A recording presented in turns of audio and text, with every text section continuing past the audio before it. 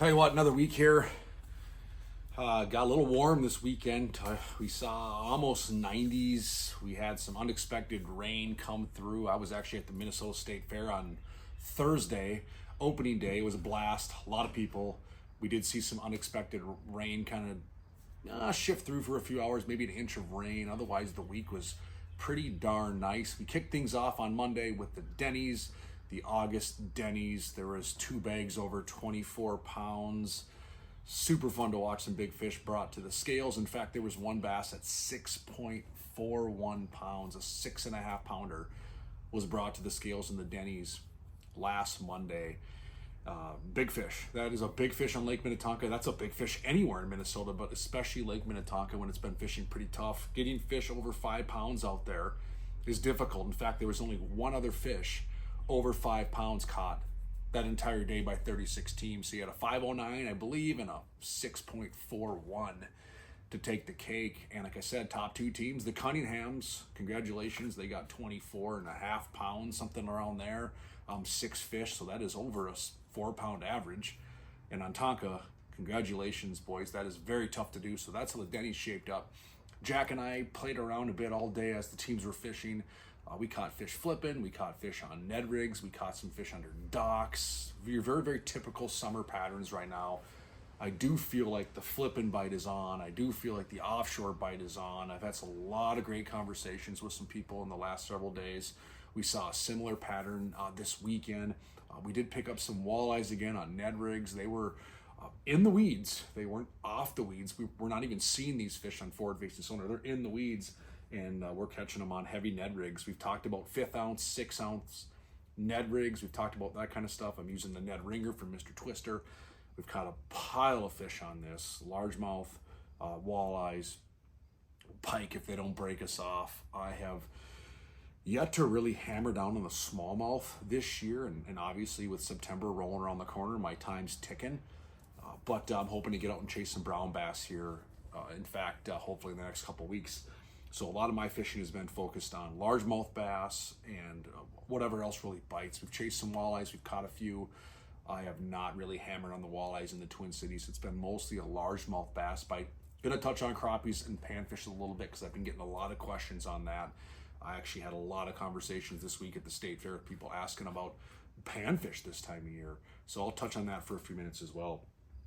Ned rig, good option, catching fish. Another option that's similar, you have the the Hail Mary Ned head from All Terrain. This is a thin wire barbarian hook, longer shanked hook than your traditional stubby Ned head like I use with the Z-Man Ned locks. Long shank, Hail Mary, thinner wire. I'm fishing that Sassy Swimmer from Mr. Twister on this. And this is kind of a unique hybrid presentation. I can let that hit the bottom and I can fish it much like a Ned rig, or I can swim or hop this back to the boat. I can fish this over gravel, rock, a number of different things. It's got a flat, basically a finesse football shape head on there, which is pretty versatile for a lot of presentations. And this thing right here just mimics, I don't know, perch, a bluegill, young of the year fry of any kind of species, a crayfish against the bottom. So this right here is pretty versatile. This color patterns work really well. I'm just using kind of a Tennessee shad, baby bass, perch looking presentation, green pumpkin head, and that's caught a lot of fish on a spinning rod. 15-pound braid to an 8-pound fluorocarbon leader, medium light, medium action spinning rod, and away we go. That's caught a bunch of fish. The most foolproof way we've caught fish probably, honestly, is on a flipping bait. We're catching them flipping heavy cover. We talked to you last week, Brody and I, about flipping milfoil, flipping coontail, flipping cabbage, flipping lily pads, looking for the gnarliest clump and flipping into it. That continues to be a pattern that catches a lot of bass. Whether you use a craw tube, whether you use a flipping out from Mr. Twister, this bait right here has put a lot of fish in the boat. It's a pretty wide profile bait. Thinner here, comes down, falls nice through. I actually pull these appendages apart like this, give it almost a crayfish look, and I'm fishing this weedless. I'm using a flipping hook. You could use a 3 or 4-aught worm hook, Texas rigged, and I'm using a 3/4 ounce tungsten weight as a basis. I might go up to a 1 ounce. I might go down to a 5/8. It depends, and this presentation works really well. Very durable presentation. It's got a concave back onto it. It's a ribbed body, couple flanges on the side, paddle tail tentacles to kind of give it that glide down into the structure. This will plummet, this will punch. See that tip? It's pointed, so it'll punch right with that punching weight right down to where it needs to go. But it's concaved here, just like most other beaver baits, to where I can really hide that hook well. And that's a big thing with flipping, is I don't want that hook exposed at all. It catches everything on the way down. You are throwing it through a gnarly, nasty canopy of weeds. You're plummeting it down to the underneath shadow, shade, and comfort from what this canopy gives you. So giving me the advantage of really burying that hook versus just a flat bottom. That concave allows me to kind of tuck that hook in even more and hide it from any kind of snagging weeds. So that flipping out from Mr. Twister gets the nod for me. God, there's just a pile of fish on that this week. It works exceptionally well. But again, that's been our ticket. We have targeted a lot of fish in the heavy weeds or offshore structure with a spinning rod. So if we're not catching them flipping, we're catching them on baits like this, or a jig worm, or a drop shot. That seems to be the key. I'll tell you what, a lot of the anglers I talked to on the Denny's on Monday were catching their fish on spinning rods. Some of the better teams caught their fish on spinning rods. There was plenty of fish caught with a bait caster in their hands. Don't get me wrong, but a lot of quality fish right now are caught with a spinning rod. And that seems to be probably your most foolproof way to do it. Our big bite came under a dock. Jack skipped a wacky rig Cometa, so there are still a lot of big fish underneath the docks. In fact, our biggest fish came in about 2.5, 3 feet of water under a dock on sand. So throw it all logic for middle of August, and they're under docks on sandy spots with no weeds around. So you never know. Rule of thumb there, just go out and get fishing. So big thing I've talked about with some people lately is target the weeds. If you get too far off the weed line and you cover water too fast, you catch a lot of pike.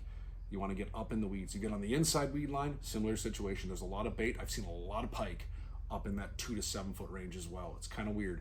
Everything in between, where you flip, the heavier cover, that sort of stuff, that seems to be where your better bass fishing is lately. So focus on that mid-depth range, or get offshore, fish offshore humps, deep underwater points. If you have good coontail or deep water weeds, that generally holds a lot of fish right now, and will for the coming weeks.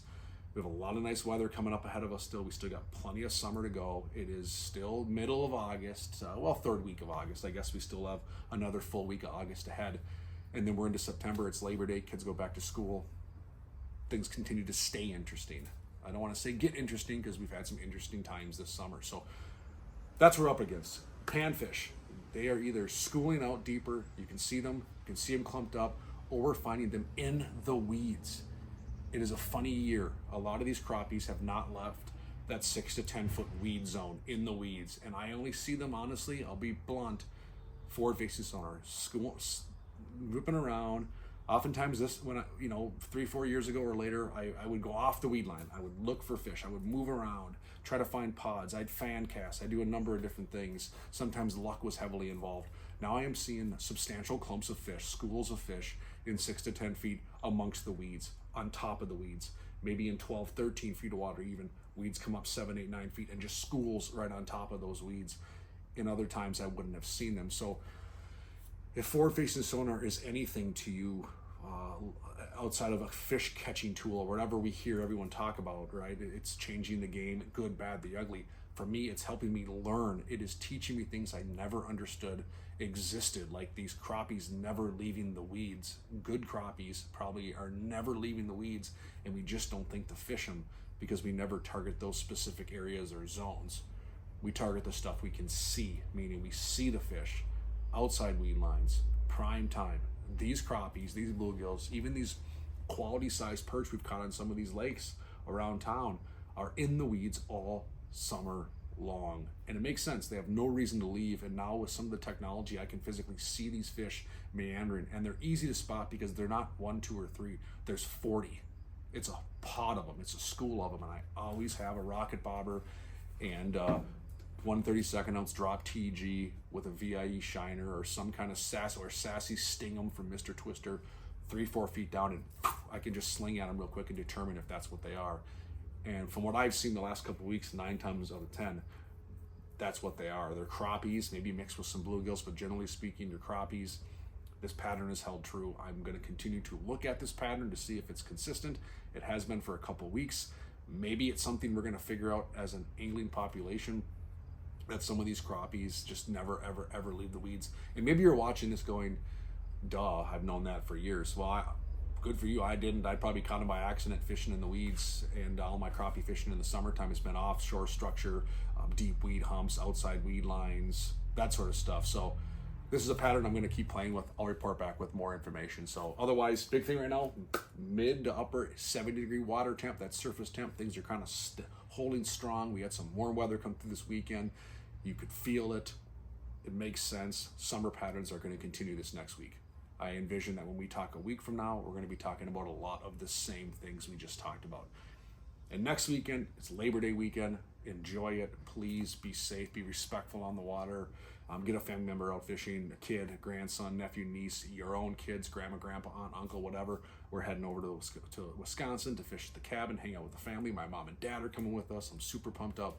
Couldn't ask for a better way to end the summer. Thanks for tuning in so far. It's been a blast. We got several more weeks of these reports coming at you. And as always, if you have any questions or want to know anything, comment below, send me a message, hit me up, and we'll go out there and have a whole lot more fun catching fish. So get out there, be safe, set some hooks for me.